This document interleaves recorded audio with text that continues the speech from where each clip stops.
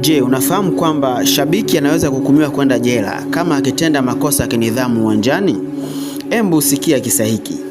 Ripoti kutoka nchini Morocco mwezi Mei mwaka huu 2026 zinasema kwamba shabiki mmoja wa mpira wa miguu alihukumiwa kwenda jela miaka 10 baada ya kukojoa kwenye chupa na kurushwa kwa mashabiki wa timu pinzani.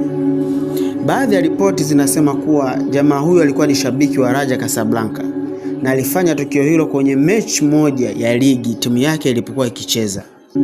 Hukumu hii imezua taharuki mtandaoni, hasa kwa wadau wengi wa mpira wa miguu wakidai kwamba adhabu hii ni kubwa ukilinganisha na kosa alilotenda shabiki huyo. Je, unajua ni kwa nini wadau wengi wanasema hivyo?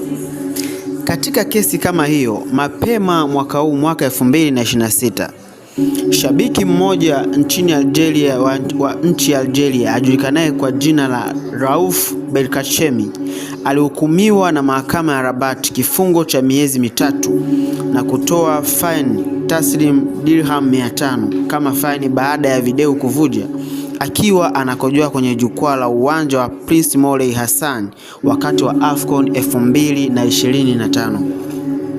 Hivyo wadau wengi wa soka wanahoji ni kwa nini shabiki huyu wa Raja Casablanca alihukumiwa kifungo cha miaka 10 jela kwa kosa sawa na lile alilofanya Raouf Belkacemi?